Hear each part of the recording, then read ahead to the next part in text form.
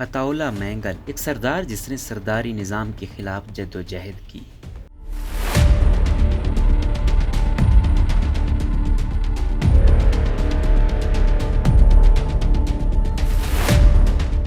میں بھیڑوں کے آگے بین نہیں بجانا چاہتا۔ سردار عطاءاللہ مینگل کا یہ بغیر رکھ رکھاؤ کے سیدھا جواب تھا جب میں نے ان سے چند سال قبل انٹرویو دینے کی درخواست کی تھی۔ بی بی سی کے صحافی ریاض سہیل لکھتے ہیں کہ اس جواب کے بعد ان کے گھر جا پہنچے اور انٹرویو نہ دینے کی وجہ جاننا چاہی تو انہوں نے کہا کہ اب اندھوں، گونگوں اور بہروں کے سامنے کیوں چلائیں، کیونکہ کسی پر کوئی فرق نہیں پڑتا۔ عطاءاللہ مینگل جمعرات کو کراچی میں وفات پا گئے تو کافی عرصے سے علیل تھے اور ان کا پچھلے دنوں ایک نجی اسپتال میں دل کا آپریشن بھی کیا گیا تھا۔ بلوچستان نیشنل پارٹی کے رہنما ثناء اللہ بلوچ نے ان کی وفات کی تصدیق کی ہے۔ سردار عطاءاللہ بلوچستان کے پہلے منتخب وزیر اعلیٰ اور بلوچستان کی قوم پرست سیاست کے چوتھے ستون تھے جو اپنی تلخ اور رسول پرست سیاست کی وجہ سے ذاتی علمیوں اور صدموں سے بھی گزرے۔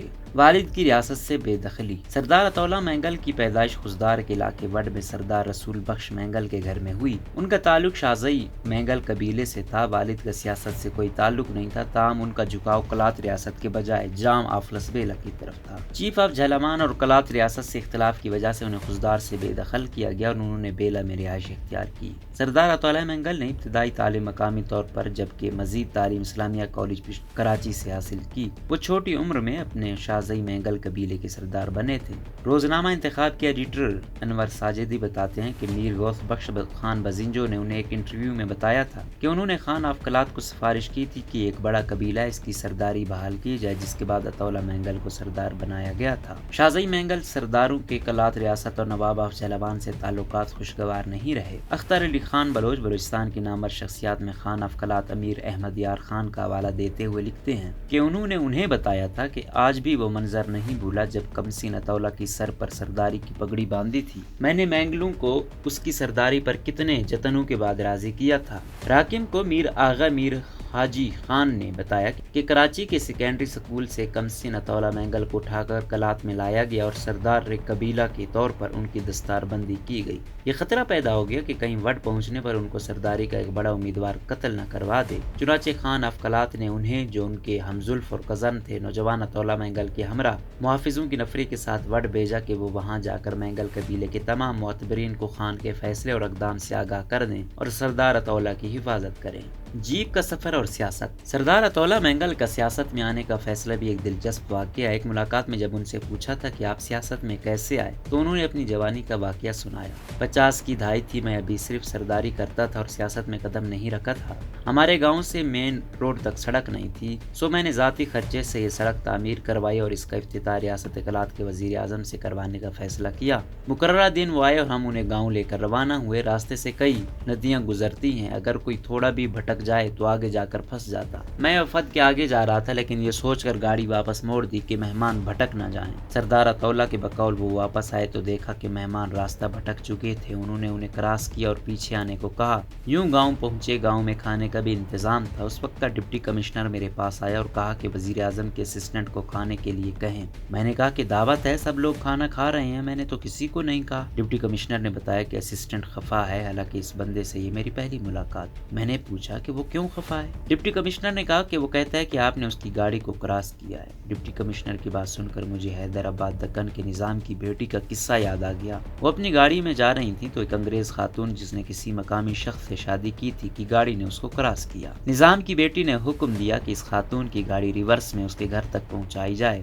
فورس گئی اور گاڑی کو اس طرح واپس پہنچایا گیا۔ میرے ذہن میں یہ بات بیٹھ گئی کہ کیا یہ زمین میری نہیں، میں اجنبی ہوں۔ اس کے بعد میں نے سیاست کا آغاز کیا اور 90 کی دہائی تک یہ سلسلہ جاری رہا۔ پارلیمانی سیاست کا آغاز۔ بلوچستان کے ترقی پسند قوم پرست رہنما میر غوث بخش بزنجو کا کہنا تھا کہ انہوں نے ہی سردار عطاءاللہ مینگل کو سیاست میں آنے پر قائل کیا تھا اور ان کے مشورے پر ہی انہوں نے انتخابات میں حصہ لیا۔ 1956 میں مغربی پاکستان کی اسمبلی میں کامیاب ہوئے۔ 2 سال کے بعد صدر سکندر مرزا نے آئین کو معطل کر کے مارشل لا کا نفاذ کر دیا اور یوں جنرل ایوب اقتدار پر قابض ہو گئے۔ سردار عطاءاللہ نے اس مارشل لا کی مخالفت کی اور انہیں جیل جانا پڑا۔ میر غوث بخش بزنجو اور نواب خیر بخش مری کے ساتھ انہوں نے بلوچستان میں نیشنل پارٹی کو سرگرم کیا۔ سن 1962 کے انتخابات میں وکلاء ڈویژن سے اور نواب خیر بخش مری کوئٹہ ڈویژن سے منتخب ہوئے۔ جب 1 یونٹ کا نفاذ کیا گیا تو انہوں نے اس کی بھرپور مخالفت کی۔ ان دونوں رہنماؤں نے جوشیلی اور قوم پرستانہ تقاریر سے نہ صرف بلوچستان بلکہ کراچی کے بلوچ نوجوانوں میں جوش و خروش پیدا کیا۔ کراچی میں کرکٹ گراؤنڈ میں ان کا جلسہ صبح 4 بجے تک جاری رہا۔ اگلے روز انہیں ریاست سے غداری کے الزام میں گرفتار کر لیا گیا۔ رمضان بلوچ اپنی کتاب بلوچ روشن چہرے میں لکھتے ہیں کہ عطا اللہ مینگل کی تقریر آج تک ان کے کانوں میں گونج رہی ہے۔ وہ لیاری کے بلوچوں کے آئیڈیل بن گئے اور بمشکل سے کوئی گھر ہوگا جس میں ان کی تصویر نہ لگی ہو۔ قتل کے الزام میں گرفتاری۔ ریاست سے غداری کے الزام میں گرفتاری کے چند ہفتوں کے بعد انہیں رہا کر دیا گیا۔ سرکار کی مدد سے ایک بزرگ کرم خان مینگل کو شاہزئی مینگل قبیلے کا سردار مقرر کر دیا گیا، لیکن قبیلے کے لوگوں نے حملہ کر کے اس کو قتل کر دیا، جس کے بعد سردار عطا اللہ مینگل، ان کے بزرگ والد رسول بخش مینگل اور بھائی میر اللہ مینگل کو گرفتار کر لیا گیا۔ قتل کے وقت ان کی موجودگی کو پولیس ثابت نہ کر سکے اور نتیجے میں انہیں رہا کرنا پڑا اور ان کی سرداری بھی برقرار رہی۔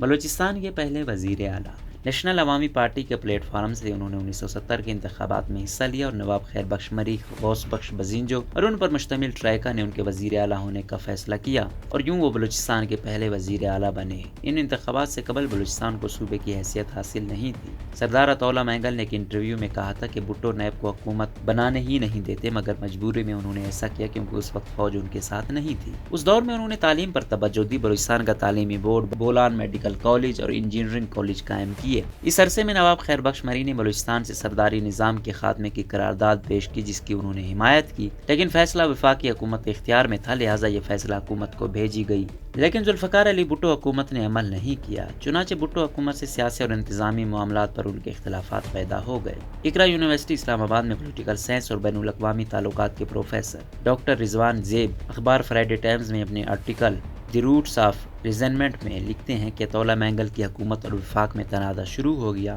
مینگل نے 5500 غیر مقامی ملازمین کو بلوچستان سے بے دخل کر کے واپس بھیج دیا، جن میں 2500 سے زائد پولیس کے تھے۔ اس کے علاوہ بلوچستان دیہی محافظ کا قیام عمل میں لایا گیا۔ مینگل نے کوسٹ گارڈ کو مکران کے ساحل پر گشت کرنے کی اجازت دینے سے انکار کر دیا۔ اس کے علاوہ مری اور مینگل قبائل نے پٹ فیڈر ایریا میں پنجابی آبادکاروں پر حملے کیے۔ رضوان زیب کے مطابق انہی دنوں یعنی 1972 میں پاکستان کے کئی سیاستدان، جن میں سے زیادہ تر کا تعلق نیشنل عوامی پارٹی سے تھا، لندن میں تھے۔ اتفاقی طور پر وہاں بنگلہ دیش کے وزیر اعظم شیخ مجیب الرحمان بھی موجود تھے۔ پاکستانی میڈیا بالخصوص حکومتی اشاعتی ادارے نیشنل پیپرز ٹرسٹ کے اخبارات میں یہ شہ سرخیاں بنائی گئی کہ یہ لوگ بھٹو حکومت کا تختہ الٹا کر پاکستان کی تقسیم چاہتے ہیں۔ اس کو لندن پلان کا نام دیا گیا۔ اسی سال 10 فروری کو سیکورٹی فورسز نے اسلام آباد میں واقع عراقی سفارت خانے سے اسلحہ برآمد کرنے کا دعویٰ کیا، جس کے بارے میں کہا گیا کہ یہ بلوچ مزاحمت کاروں کے لیے بھیجا گیا تھا۔ اس کو بنیاد بنا کر بلوچستان میں 30 دنوں کے لیے صدارتی نظام نافذ کیا گیا اور نواب اکبر خان بگٹی کو گورنر لگایا گیا، لیکن وہ بھی زیادہ عرصے تک نہیں چلے اور مستعفی ہو گئے۔ اس کے بعد احمد یار خان کو گورنر لگایا گیا۔ ایک اور مسلح جدوجہد کا آغاز۔ بلوچستان کی پہلی اسمبلی اور حکومت کو اس کے قیام کے 10 ماہ بعد برطرف کر دیا گیا اور غوث بخش بزنجو، عطا اللہ مینگل اور نواب خیر بخش مری سمیت نیب کے کئی سرکردہ رہنماؤں کو گرفتار کر کے ان پر حکومت کے خلاف سازش کا مقدمہ چلایا گیا۔ اس کو حیدرآباد سازش کیس کا نام سے یاد کیا جاتا ہے۔ رضا زیب کے مطابق حکومت کی برطرفی کے 6 ہفتوں کے بعد حکومتی فورسز اور قافلوں پر حملے شروع ہو گئے۔ 18 مئی 1973 کو ایک اہم حملہ ہوا جب تندوری کے مقام پر دیر اسکاؤٹس کو نشانہ بنایا گیا۔ عسکریت پسندوں کے خاص طور پر موجودگی سراوان، جھالوان اور مری بگٹی ایریا میں تھی۔ جولائی 1974 تک عسکریت پسند کئی سڑکوں کا کنٹرول حاصل کر چکے تھے اور ملک کے دوسرے علاقوں سے رابطہ منقطع کر دیا تھا۔ ٹرین سروس بھی متاثر ہوئی۔ صحافی اور تجزیہ نگار شہزادہ ذوالفقار کہتے ہیں کہ کلات اور خزدار سے لے کر لسبیلا تک وسطی بلوچستان میں مینگل حاوی تھے۔ منظرنامے میں اس وقت تبدیلی آئی جب پاکستانی ایئر فورس نے 3 ستمبر 1974 کو چمالنگ میں حملہ کیا، جس میں 125 عسکریت پسند ہلاک ہو گئے اور 900 کے قریب گرفتار کر لیا گیا۔ بیٹے کی جبری گمشدگی۔ سردار عطا اللہ مینگل سیاسی سفر میں ذاتی صدمہ دیکھنے والے پہلے سیاستدان تھے۔ وہ جب کراچی میں اسیر تھے کہ ان کے بیٹے اسد مینگل کی گمشدگی کا واقعہ پیش آیا۔ ذوالفقار علی بھٹو افواہیں اور حقیقت میں لکھتے ہیں کہ انہیں سندھ کے وزیر اعلیٰ غلام مصطفیٰ جتوئی نے ٹیلی فون پر بتایا کہ شہر میں کوئی غیر معمولی واقعہ ہوا ہے۔ وزیر اعلیٰ سندھ کو صوبائی انسپکٹر جنرل پولیس نے بتایا تھا کہ سردار عطا اللہ مینگل کے صاحبزادے کو بلخ شیر مزاری کے گھر سے اغوا کیا گیا ہے۔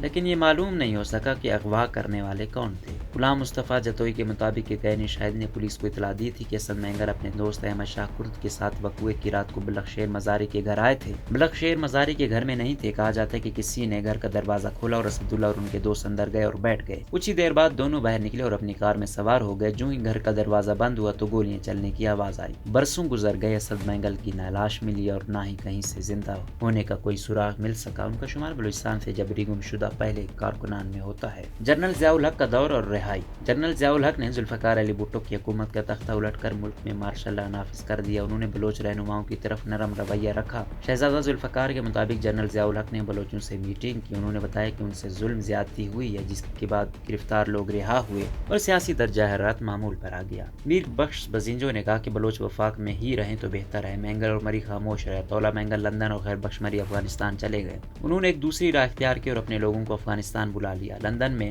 عطاءاللہ مینگل نے سندھی اور بلوچ قوم پرستوں پر مشتمل ورلڈ بلوچ آرگنائزیشن قائم کی۔ بزنجو پاکستان میں رہے اور بی این پی کا قیام عمل میں لائے۔ سردار عطاءاللہ مینگل 1996 میں وطن واپس آ گئے۔ انہوں نے بی این پی کی تشکیل کی۔ 1997 کے انتخابات میں اکثریتی پارٹی بنی۔ ان کے بیٹے اختر مینگل وزیر اعلیٰ بنے اور وہ خود عملی سیاست سے ریٹائر ہو گئے۔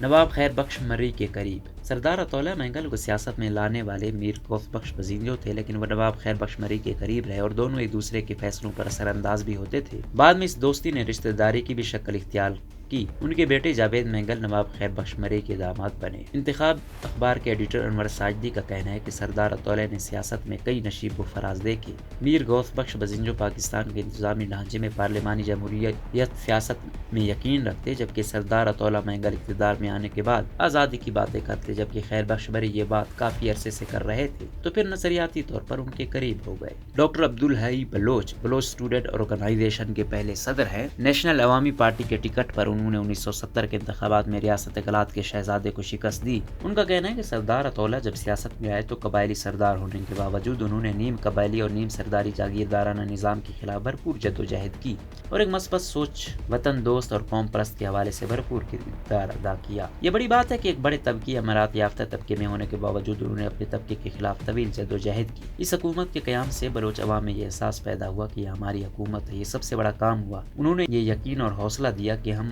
آپ کے لوگ ہیں، آپ کی وجہ سے ہیں۔ جنرل پرویز مشرف کے دور حکومت میں پاکستان بھر کے قوم پرست جماعتوں نے پونم نامی قومی اتحاد تشکیل دیا تو سردار عطاءاللہ کچھ عرصے دوبارہ سیاست میں آئے اور اس اتحاد کی سربراہ بھی بنے۔ نواب اکبر بگٹی کی ہلاکت اور بعد میں بلوچستان میں فوجی آپریشنز اور اختر مینگل کی گرفتاری سے ان کے مزاج میں تلخی آتی گئی اور ان کا موقف میڈیا سے لاپتہ ہوتا گیا اور زندگی کے آخری دنوں میں انہوں نے میڈیا سے قطع تعلق کر دیا۔ بی بی سی سے بات کرتے ہوئے انہوں نے کہا تھا کہ ہم پاکستان سے ناراض نہیں، بیزار ہیں۔